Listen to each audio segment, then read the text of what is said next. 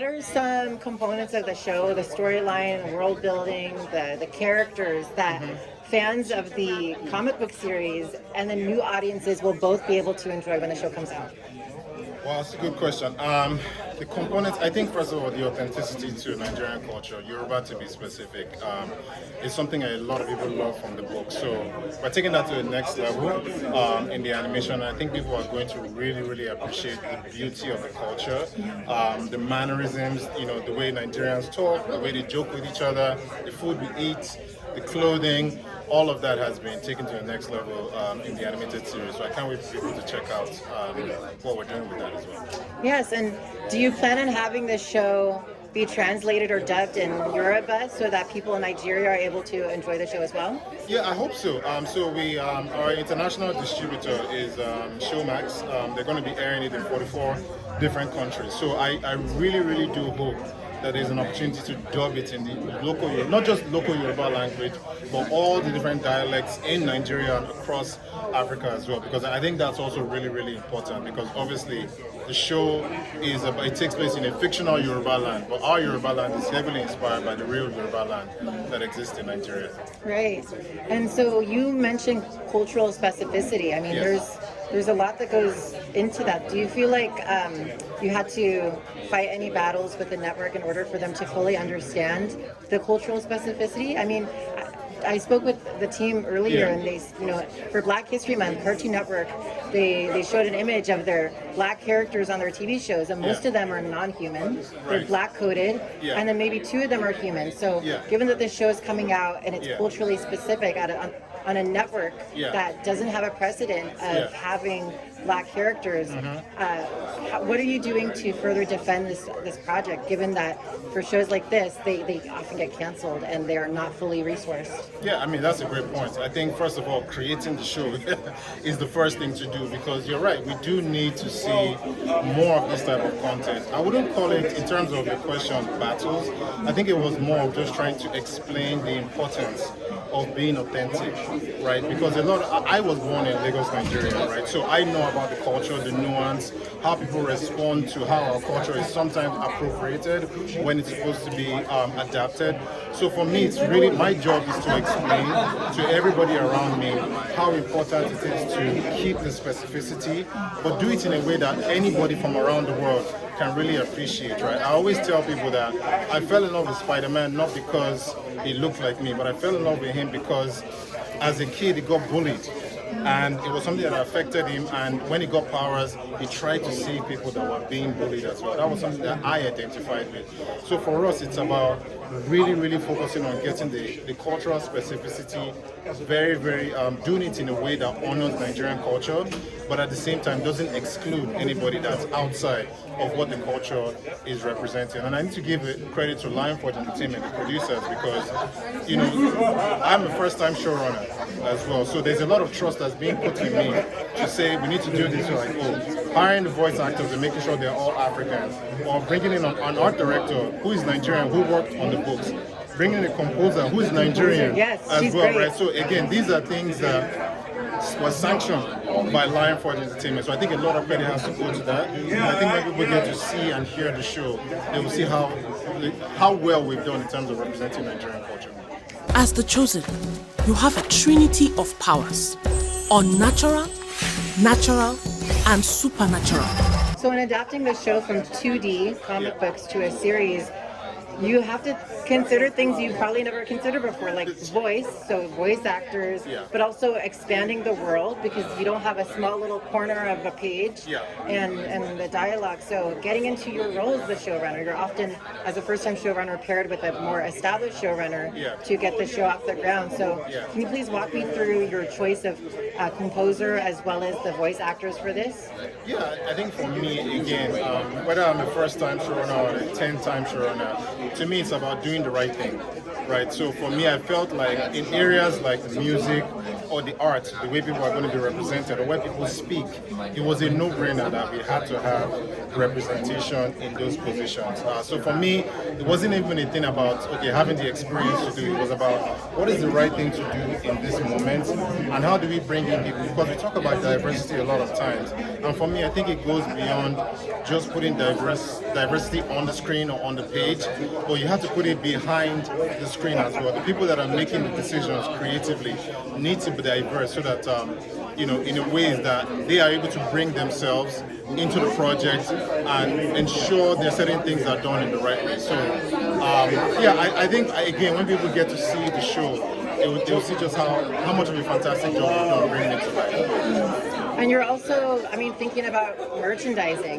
That's something that you probably haven't considered at such a large scale. Yeah. So, and discussing this with the network, would you have 100% merchandising control? Would you, do you have a say in all of that?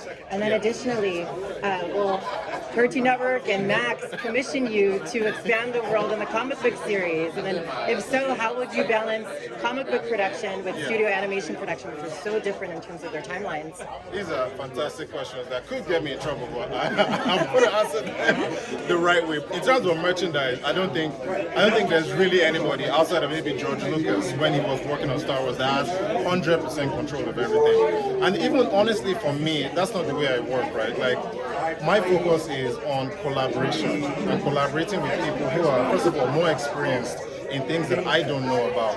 But for me, I know what I know, right? And I lean on people to give me the mentorship, to provide me with information about things that I don't know. So Lion Forge, obviously, we are very, very, very, very focused on creating a full-blown merchandising plan, which people will get to see as the episode starts to come out and the year also continues to go through. But for me, it's really about talking about the things that are important. Again, the authenticity, making sure we're representing the appropriate way. And then for the things that are more technical, that I'm not necessarily too familiar with, right, I have to trust the people that are partnered with to be able to come in and do their own work. Because like I said, for me, and it's the way I've even worked all through my career, even when I was working on the comic books, I don't draw, right? So I write the comic books and I give instructions to the artists, but I always let them know, look, if you have a better way of doing something, you do that and just let me know. Let's have the conversation, because I feel like collaboration is where the best work comes out. In terms of expanding the universe, I want to expand it all day. I want to do all my comics, but the reality is that this show has to do well. So I'll urge people to please watch the show when it comes out on Cartoon Network. Watch it again when it comes out on Max, and again and again and again all through the week before the next episodes air, because the ratings are important. This is showbiz, right? It's not, it's not a charity business. So the show has to do well for us to be able to now bring other aspects of the unique universe to obviously append to what we're doing with Iyanu. So I would love the opportunity, but in order to get there, we need the show to do well. She must prove herself. The land isn't getting any less cursed while you try to discourage me. Trust your instincts. This is what I have been training you for. So I spoke about Malika, Warrior Queen earlier. Was that seen as a proof of concept for Iyanu? And at the same time, it was one of, you haven't done too many films. So what were some learnings that some mistakes that you made that you brought onto the development process of this? Yeah, so Malika was a great opportunity for me to take my time to produce what I feel was, at that time, an encapsulation of just the type of shows I want to make, or the type of movies or stories or TV series that I wanted to make. For me, even now, like thinking back, it's done, I think it's about 850,000 views on YouTube, which I think is amazing, first of all. So check it out if you haven't already. But it allowed me to sort of like get out the kinks as a filmmaker, because I wrote, produced, directed, and I also edited the short film as well. So it gave me an opportunity to work in these different aspects, where now, on a show that's this big, it allows you to have empathy for other people that are doing roles that you have actually done previously as an independent filmmaker. So I think it gave me the foundation to be able to see the full gamut of production in terms of animation, obviously on a very short scale. But the show itself I